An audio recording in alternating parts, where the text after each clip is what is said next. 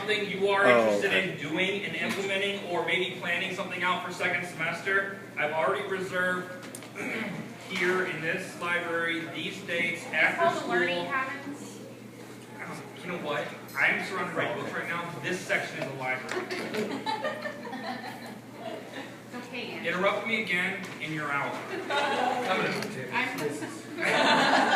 Trouble again. These are dates I have set aside in my calendar. You can just flat out show up right here, and we'll do whatever the heck you want. We'll work on video creation, hosting, YouTube, interaction with videos, how I handle blah, blah, blah, blah, blah. Yes. So during lunch or after school? After school. All right, okay. 2:30 to whenever we get done. Yes. Can I take a picture of this on my phone? I don't care what you do. As long as you don't interrupt. Wow. So I raised my hand.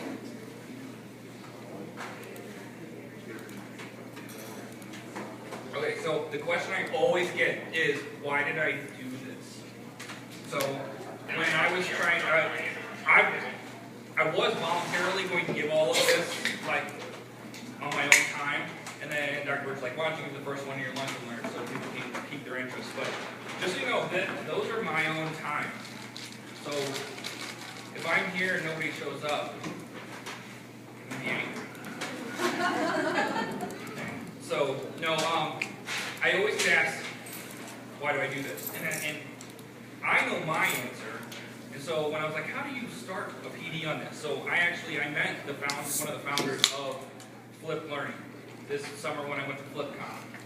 And I asked him, I said, I got to talk to him, I said, how would I go about this? He goes, well, give me a shout on Twitter and we'll set something up. So before I started this, we did a Google Hangout and I talked to this guy and he's like, the first thing you have to do is ask them, what are your problems in your class right now? So in the traditional way that you teach, what are the #1 problems? Volunteer answers. Now you can interrupt. Problems you have right now with the traditional way of teaching. Not enough time. Not enough time to get For through. what? Lessons. What do you mean? Content delivery or practice? Yes and yes. Well, more than practice. Not enough time to practice. Okay. Same. Taking up. Delivery and practice. Okay. Anything else? One. Engagement. Cognitive engagement, people. Let's be honest. You're lecturing. 98% of those kids are tuned out because they're waiting for the next word to come up in your lecture. They're building their outline to get it done. They're really good at pretending. I am too. Some of you are right now. You're playing school right now. Hey, nice job. Very, very funny. Come on, what else do you have? Nobody has cell phone issues in here? Okay. We're math teachers. Kids starting their homework and not being able to get help on it. Okay. So you like 45 minutes, they get 10 minutes to get help from you, right? They go home. They don't want to do it all wrong. Ah, dang it. Or they're so frantically writing down the notes that they can't. They're not processing it. Yeah. Okay. So then my other question is, so they get home and they're doing their homework and they get stuck. What's the first thing they're going to do? Skip it. No. A small percentage, but believe it or not, I tried to look that up. They actually don't. Before that, well, how do you define cheating? Copy someone else's work. Okay, they'll actually go somewhere else first. Internet. That's right. They're going to Google it. They're going to go to the internet. They're going to find somebody to teach to them, right? Or they're going to find a solution to it. Something along those lines. So these are the other problem I was having is cell phones in class. I know it's a problem because it gets brought up at the beginning of every year at faculty meetings, and so it wasn't necessarily a problem in my class. But I'm like, they're going to use them. They're going to try to use them. So I'm going to turn it on and make them use them in some way. So I took all these problems that I had and I'm like, well, how am I going to solve this? So I went to a training for PLTW, and if you don't know anything about it, it's a project-based learning model. The teacher does not lecture. The kids build knowledge foundation, they interact, and then they extend beyond. And this was my first time where I was forced to do it, and then I have to implement it, and I was blown away. So I'm like, I need to get this in my other classes, because at a teacher training, I did everything I was supposed to and more. So they had me hooked. I'm like, I can do this with my students. Talked to one of my colleagues over at Howell. After we both had left the training, she goes, I'm going to flip my physical science regular physical science classroom. A handful of you will know what that classroom is like. Freshman, required course. She did it. And I said, all right, let's do this. I'll do that. So I just dove right in. This was 2 weeks before school started, and I just went to work. So, did it solve all my problems? No, but it solved a large majority of them. So, I kind of want to get into, I guess you could say, why. Now, if you need something, definitely say, yeah, you have a quick question, something I can answer. I'm not going to teach you how to implement today, because that's why I've set up these workshops. This is to pique your interest, ask questions, and make a decision as to, do I want to try this? Do I want to flip one lesson? Do I want to try this with a unit or something along those lines? Because you don't have to go big. You can just go and then determine later. So I stole this Prezi from another teacher, and I'm going to use it. Because I'll be really honest with you, this has been a perfect storm of a week for me. I did leave my classroom until 9 last night after the white coat ceremony, and my wife's in Atlanta. And the boys.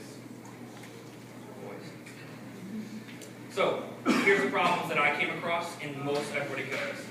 Your students learn different paces, guys. Your lecture does not fit everybody's mindset, processing speed, and participation speed.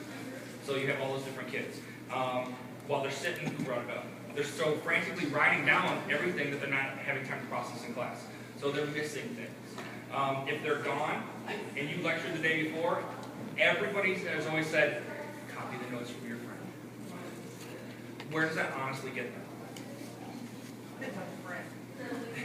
Their friend's going to try to teach it to them, but most likely what's going to happen is they're going to copy the notes and you're going to end up reteaching it anyways.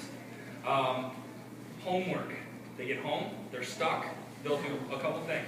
They'll Google it, they'll call a friend, they'll flat out get frustrated and copy, they'll quit, and then they'll email you maybe, or they'll text message you. And you'll end up repeating in a typed form the same thing that you just taught them in class, which is even harder to understand in an email than it was like you're trying to explain to them how to balance a chemical equation via written form rather than showing them, you know what I mean, in person. So that's where this kind of started from.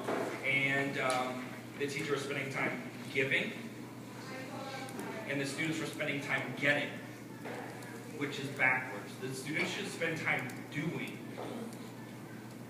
Does that make sense? Not getting. Because the doing is where they're actually going to learn. And then this eliminates your once a week intervention time, because your class becomes a giant intervention time. Because they're doing the easy stuff there. You're maximizing your face-to-face interaction with them, and what you are essentially doing is intervening on the now. If that makes any sense. You are also maximizing the other students in your class that get it. They can help. You know, you got this peer tutoring or peer teaching and things like that. All these things that we've been blasted into our brain, all these models and stuff, you get to start incorporating more of them in. The actual founders of this, where they got started, is the guy started doing this with his subplans. And he noticed his kids were coming into school and starting the doing of his subplans, and the substitute was just babysitting. So he kind of goes, well, I wonder if I can actually do this. So what's the thing? In front of you, those are called the 4 pillars of flipped learning. You can read that on your own. Got a lot of philosophical stuff in there, but a very, very, very basic definition is you take traditionally what you would do in the classroom and you make them do it at home. And you take what they would do at home and you do it in the classroom. Because let's be really honest, most of the time you're doing the easy stuff in the classroom and sending them home to do the hard stuff. And who's there to help them with your hard stuff? The internet, their parents, or nobody. So, in my mind, when I was giving them hard stuff and I have to answer questions, I'm the most qualified person to answer those questions. So why wouldn't I want to answer them face to face?